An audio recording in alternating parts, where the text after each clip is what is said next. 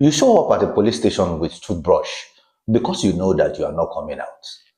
That is the Nigeria we find ourselves in, where showing up for an invitation turns into a broken hands and a forceful disappearance. And nobody in power is saying any word. Now it's Omoyele Sowore's turn. Again, an activist, journalist, perhaps one of the loudest political critics in Nigeria. He's not only arrested, injured, and reportedly brutalized, all for doing what many of us are too scared to do: question authorities. On Monday, Sowore's honored police invitation. He arrived at the Force Intelligence Department, not running, not hiding, but with soap, toothbrushes, and changed clothes, because he knows he was not coming back. But here is the problem. There was no visible court order for detention. One of the investigators reportedly confessed to Sowore's lawyer, and he confided in him that there was no order, no court order at all. For hours, they stalled. Then suddenly, two petitions appeared, both from the IGP's office. Let's hear the details from him. As at the time we were at the police FID, we were informed that there was a court order upon which they were detaining Mr. Omoyele Sowore. Unfortunately, the investigator, I've forgotten his name, invited me to his office, and in what seemed to be like confiding in me, told me that there was no court order upon which they were remanding Mr. Sowore. Meanwhile, he had told us during the interrogation session, which, by the way, didn't prove successful, that he was going to detain Omoyele Sowore because he had an order to do so. And after hours of waiting for him to present us with the order, which we asked to see, there was no order.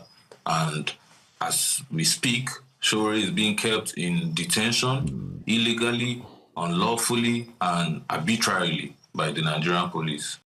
So now, the Inspector General of Police is the complainant, the petition writer, and even the investigator.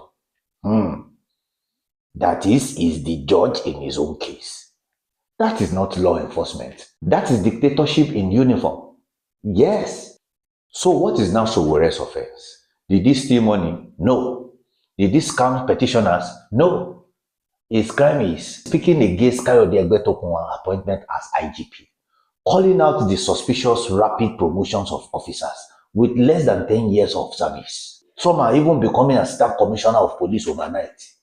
He called it what it was: a betrayal of justice and a bastardization of merit. And now he's facing cyberbullying lawsuits by IGP himself.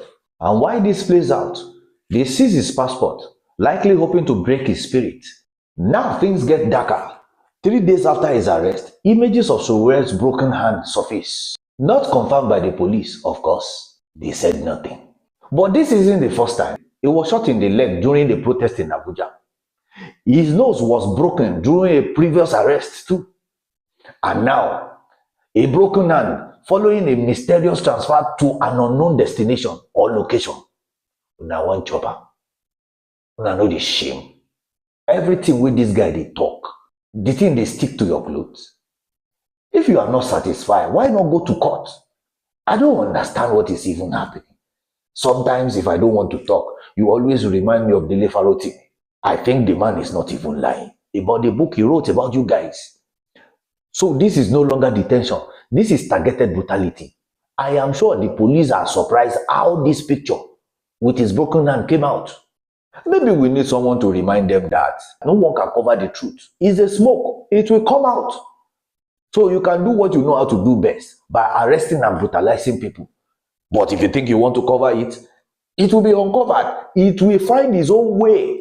You can't stop it. Since then, outside the FID, dozens of citizens stayed in the night, refusing to go home until he's released. But the police still refuse. You don't push around with the protest. You protest and we protest until you get our country working. A lot of times the people cannot be.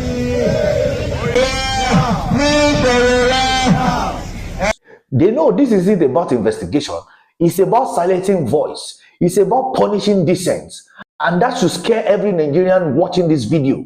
Because if they can do it to someone as loud and known as Sowore, what happens to the people nobody knows? Amnesty International has condemned the arrest. Civil society groups are speaking out. But inside Nigeria's legal system, it may come down to unlawful arrest with a court order or a violation of fair hearing. Another one is torture and degrading treatment. Perhaps they can see hard conflict of interest by the IGP himself. This is a kind of case that should trigger our judicial inquiry, but it won't. For where? Nigeria is a country where silence is rewarded and question gets punished. But as for me, a brown child, I will keep asking questions, especially when the system doesn't want them to be asked. What do you think about Sowore's arrest? Is this injustice or personal vendetta? Drop your thoughts in the comments. And if you believe in what I do, with the truth, share it to someone who still believes that Nigeria can still work.